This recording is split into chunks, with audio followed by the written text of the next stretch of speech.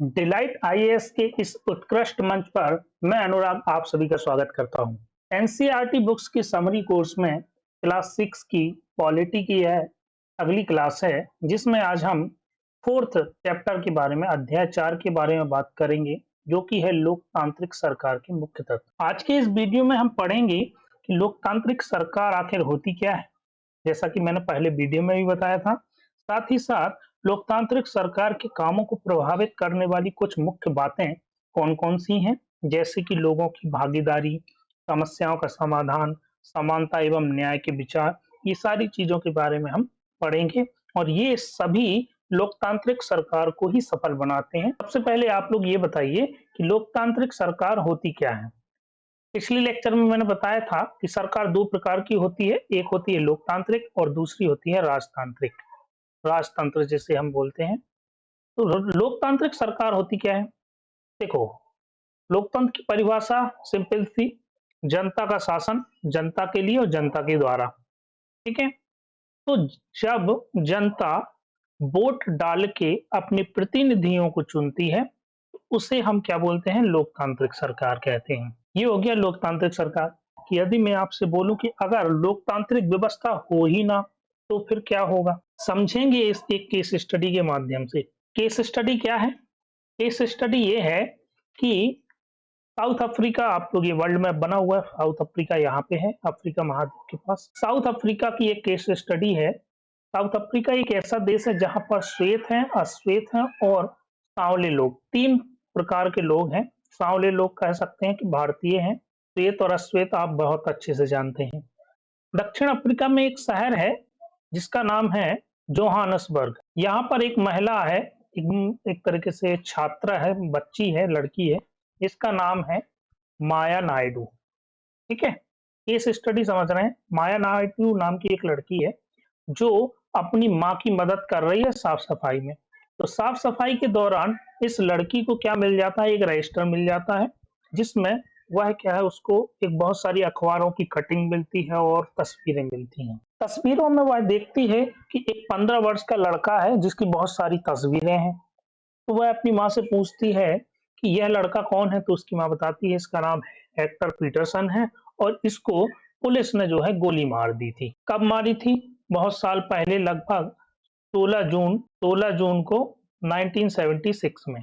क्यों मारी थी? क्योंकि इस बात से वो माया नाम की जो लड़की है वह चौंक जाती है, उसके मन में एक क्वेश्चन आता है कि ऐसा क्यों, पुलिस ने उसको क्यों गोली मारी? तो माँ ने उसकी जवाब दिया कि दक्षिण अफ्रीका में पहले रंग भेद का कानून था, मीन्स जिसका आशय है कि रंग के आधार पर भेदभाव किया जाता था। जैसे कि श्वेत हैं तो श्वेत के लिए व्यवस्थाएं सारी अलग होंगी, अश्वेत लोगों के लिए और जो सांवले लोग हैं उनके लिए व्यवस्थाएं अलग होंगी।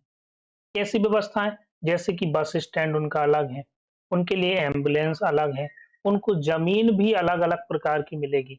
अच्छे प्रकार की जो अच्छे उत्पादन वाली जमीन है वह तो श्वेत लोगों के लिए, और जो कम उत्पादन वाली जमीन है वह अश्वेत लोगों के लिए या सांवले लोगों के लिए। तो ये सारी व्यवस्थाएं दोनों के लिए अलग अलग थी। दूसरी बात यहाँ पर ये है कि ये जो अलग अलग वर्ग हैं, ये तीन वर्ग हैं, ये एक दूसरे में संबंध भी नहीं बना सकते थे, संबंध नहीं बना सकते थे, इनसे इनको अलग रहना पड़ता था। फिर बात ये आती है यहाँ पर कि एक जो जगह है सोवेटो नाम की, सोवेटो नाम की जो जगह है, वहां पर कौन लोग रहते थे? केवल और केवल अश्वेत लोग रहते थे। अश्वेत लोगों के बीच में बात ये थी कि अश्वेत लोग अपनी एक भाषा है जिनका नाम है उनकी जो भाषा है वो जुलू भाषा सीखना चाहते थे, परंतु अंग्रेज लोग अफ्रीकन भाषा सिखाना चाहते थे। तो अश्वेत लोग चाहते हैं कि वो जुलू भाषा सीखें, लेकिन श्वेत लोग चाहते हैं कि अफ्रीकन भाषा सीखें।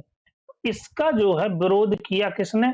उस लड़के ने जिसका नाम था हेक्टर, और इसी विरोध के चलते पुलिस ने उसको गोली मार दी थी 1976 में। फिर अफ्रीका के इतिहास में हम जानते हैं किनका नाम? नेल्सन मंडेला का, जिन्हें हम अफ्रीका का गांधी भी कहते हैं। तो इनने एक लंबी लड़ाई लड़ी और रंग भेद की नीति के विरोध में इन्होंने अंततः 1994 में सफलता हासिल कर दी। 1994 में इन्हें सफलता मिली और यहाँ पर एक तरह से लोकतंत्र की स्थापना हो जाती है साउथ अफ्रीका में। तो हमने यहाँ पर देखा कि रंग भेद की नीति, यदि लोकतंत्र वहां पर नहीं है या लोकतांत्रिक सरकार नहीं है, तो जिसके कारण से जो है इस प्रकार का जो जातिगत या स्किन के आधार पर या लिंग के आधार पर बहुत बड़े मात्रा में भेदभाव होता है। तो ये केस स्टडी से हमने समझा कि लोकतांत्रिक सरकार कितनी ज्यादा इंपॉर्टेंट है। अब हम जानेंगे उसका मतलब क्या है या उसके तत्व कौन-कौन से हैं। जहां भी लोकतांत्रिक सरकार होती है वहां पर ये 4 तत्व हमेशा देखने मिलेंगे। जन भागीदारी मिलेगी वहां पे। जन भागीदारी किस तरह से मिलेगी? एक तो लोग वोट डालेंगे, वोट के माध्यम से अपना प्रतिनिधि चुनेंगे। दूसरा, अन्य प्रकार से किस तरह से जन भागीदारी हो सकती है? दूसरा हो सकती है सरकार पर दबाव बनाकर या आंदोलन कर कर या फिर धरना प्रदर्शन करके, जुलूस निकाल के, हस्ताक्षर अभियान, हड़ताल कर। कैसे, क्यों करेगी जनता ऐसा कुछ? सरकार के कार्यों में रुचि लेना या सरकार के कार्यों की आलोचना करना। जैसे कि इसका अपन लेटेस्ट उदाहरण हम देख सकते हैं, जो कृषि बिल सरकार द्वारा वापस ले लिए गए। आप लोग जानते हैं कि किसानों द्वारा बहुत बड़े स्तर पर आंदोलन किया गया इसके लिए। फिर दूसरा हम देख सकते हैं जन भागीदारी। अभी लेटेस्ट 15 अगस्त के समय हमने देखा हर घर तिरंगा अभियान। ये भी एक तरह से सरकार की योजना में कितने बड़ी मात्रा में लोगों ने भागीदारी निभाई। फिर एक देख सकते हैं हम पुलवामा अटैक के बाद जब एयर स्ट्राइक करी गई थी। एयर स्ट्राइक पुलवामा अटैक के बाद जो हमारे पड़ोसी देश के विरुद्ध एक जो है व्यापक स्तर पर जो है मांग उठ रही थी कि सरकार को बहुत कड़ा कदम उठाना चाहिए। तो फिर सरकार ने जो है एक बड़ी सूझबूझ से और नीतिबद्ध तरीके से जो है एयर स्ट्राइक करी। फिर इसके अलावा हम देखते हैं कि मीडिया और न्यूज़ के माध्यम से भी सरकार का विश्लेषण किया जाता है, सरकार की नीतियों का विश्लेषण किया जाता है, जिसके माध्यम से लोगों को जो है सरकार की नीतियों की बेहतर ढंग से जानकारी प्राप्त होती है और फिर जो है जनता जो है सरकार की नीतियों की आलोचना भी कर सकती है निष्पक्ष तरीके से या सपोर्ट भी कर सकती है। एक तरह से लोकतांत्रिक सरकार में फायदा क्या? भागीदारी होती है लोगों की। अच्छा, एक प्रश्न मैं आप लोगों से पूछूं कि क्या लोकतांत्रिक सरकार में 100% लोग भागीदारी होते हैं? सब लोग इसमें भाग लेते हैं क्या? आप लोगों के पास इसका जवाब यही होगा कि नहीं, 100% लोग इसमें भागीदारी नहीं निभा। कुछ समाज में ऐसा वर्ग है, दलित, पीड़ित, पिछड़ा, जो सरकार के इन कामकाजों में या इस तरह से इस भागीदारी नहीं निभा पाता। वो फिर दूसरे तरह से अपनी भागीदारी निभाता है, अपनी मांगों को उठाता है, वह करता है आंदोलन। इस तरह से वह अपनी भागीदारी करता है। फिर इसमें जो हमारा तीसरा आता है विवाद। अच्छा, लोकतांत्रिक सरकार है इसका मतलब ये नहीं कि विवाद होगा ही नहीं, सारी व्यवस्थाएं अच्छे से चलती रहेंगी। क्योंकि विवाद तब होता है जब हम स्वयं को दूसरों से श्रेष्ठ समझने की गलती कर बैठे, चाहे वह धर्म, लिंग, जाति या क्षेत्र के आधार पर हो, या फिर लोगों को लगता है कि हमारे साथ भेदभाव हो रहा है, तो उस स्थिति में भी विवाद की उत्पन्न होता है। तो फिर क्या होता है, जब विवाद की स्थिति होती है तो क्या हो सकता है? हिंसा हो सकती है।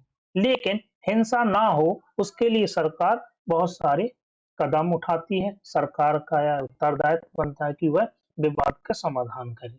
जैसे नंबर 1, कावेरी नदी का आपको पता है कि कर्नाटक और तमिलनाडु के बीच विवाद चल रहा है, उसके लिए ट्रिब्यूनल का गठन कर दिया। इसके अलावा आप देख सकते हैं कि जो हमारे पड़ोसी देश हैं उसके साथ सीमा विवाद भी चल रहा है, उसको भी बेहतरीन ढंग से अपन विभिन्न स्तरों पर सरकार कोशिश करती है कि सुलझाए। अधिकरणों की स्थापना भी करती है, ट्रिब्यूनल की स्थापना करती है। तो इस तरह से जो है लोकतांत्रिक सरकार जो है विवाद का समाधान करने के लिए प्रतिबद्ध होती है और उसको करना भी चाहिए। फिर इसमें जो चौथा तत्व आता है वह आता है न्याय एवं समानता। न्याय एवं समानता का आशय ये है कि यदि हम देखें, न्याय तभी होगा जब सभी लोगों के साथ समान प्रकार का व्यवहार किया जाए। यदि देश में लिंग आधारित भेदभाव है या फिर जातीय आधारित भेदभाव है, तो इस तरह से न्याय नहीं मिल सकता। हम देख सकते हैं कि लिंग आधारित भेदभाव आप समाज में ऐसी मानसिकता है कि लड़के जो है लड़कियों से बेहतर होते हैं और लड़कों की डिमांड भी ज्यादा रहती है। ठीक है, तो लिंग आधारित भेदभाव को दूर करने के लिए, एक समानता स्थापित करने के लिए सरकार ने विभिन्न कदम उठाए। बेटी के जन्म से लेके डिलीवरी यदि आपकी गवर्नमेंट हॉस्पिटल में होती है तो आपको एक कंपनसेशन मिलता है, कुछ पैसे मिलते हैं। फिर जब बेटी बड़ी हो जाती है तो उसके लिए नारा दिया, बेटी बचाओ बेटी पढ़ाओ, कन्या भ्रूण हत्या को रोकने के लिए। बड़ी हुई तो लाडली लक्ष्मी योजना और सुकन्या समृद्धि योजना, ये हमारी एमपी गवर्नमेंट की योजना है। फिर पढ़ाई के लिए स्कॉलरशिप, विवाह के लिए हमारे एमपी में कन्यादान योजना भी चलती है, ठीक है। फिर यदि विधवा हो गई किस्मत से या बदकिस्मती से जो है, यदि वो महिला विधवा हो जाती है तो उसको पेंशन मिलती है, और वृद्ध हो जाती है तो पेंशन भी मिलती है, तो भी पेंशन मिलती है। तो इस तरह से जो है लिंग भेदभाव को दूर करने के लिए सरकार ने काम किया। शिक्षा के लिए भी लिंग आधारित भेदभाव ना हो शिक्षा में, सभी के लिए राइट टू एजुकेशन, इसमें कमी कर देना। फिर हम देखते हैं जातीय भेदभाव भी होता है, तो अस्पृश्यता का अंत करने के लिए सरकार ने क्या किया, सिविल अधिकार संरक्षण अधिनियम लागू किया। फिर साथ ही साथ हम देख सकते हैं कि यदि तीसरा जेंडर भी हमारा, इसको भी सुप्रीम कोर्ट द्वारा क्या दे दी गई, मान्यता दे दी गई। तो हम देख सकते हैं कि न्याय तभी होगा जब सभी लोगों के साथ समान व्यवहार हो। इसके लिए सरकार जो है विभिन्न स्तरों पर कदम उठाती है, ठीक है। तो इस तरह लोकतांत्रिक सरकार जो है हमारे जीवन में शांति एवं समृद्धि तो लाती ही है, साथ ही गरिमापूर्ण जीवन जीना संभव हो पाता है ऐसी स्थिति में। फिर इस चैप्टर से कुछ इंपोर्टेंट पॉइंट हैं, जैसे कि कृष्णा राजा सागर बांध जो है वह, और मेटूर बांध, ये दोनों कावेरी नदी पर हैं। कृष्णा राजा सागर बांध कर्नाटक में है, और मेटूर बांध कहाँ है, तमिलनाडु में।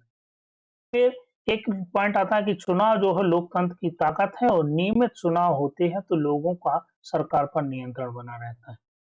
एक आपके लिए सोचने विचार करने के लिए क्वेश्चन है कि सभी लोगों के साथ समान व्यवहार हो सके, इसके लिए सरकार ने कौन कौन से कदम उठाए। कुछ कदम तो मैंने अभी महिलाओं से संबंधित बता ही दिए हैं, और कौन कौन से कदम उठाए गए हैं सरकार के द्वारा रिसेंटली, आप लोग विचार कीजिए और अपना जो है उसमें गहन अध्ययन कीजिए, ठीक है। यहाँ आज के लिए इतने ही लेक्चर में, और अगर आप लोगों ने चैनल को सब्सक्राइब नहीं किया है तो प्लीज चैनल को सब्सक्राइब कीजिए, और इस वीडियो की आपको पीडीएफ चाहिए है तो आप लोग टेलीग्राम से हमारे चैनल से जुड़ सकते हैं, और डिलाइट आईएएस के टेलीग्राम पर के चैनल पर आपको ये पीडीएफ आपको उपलब्ध करा दी जाएगी, ठीक है। आज के लिए इतना ही। Thank you very much.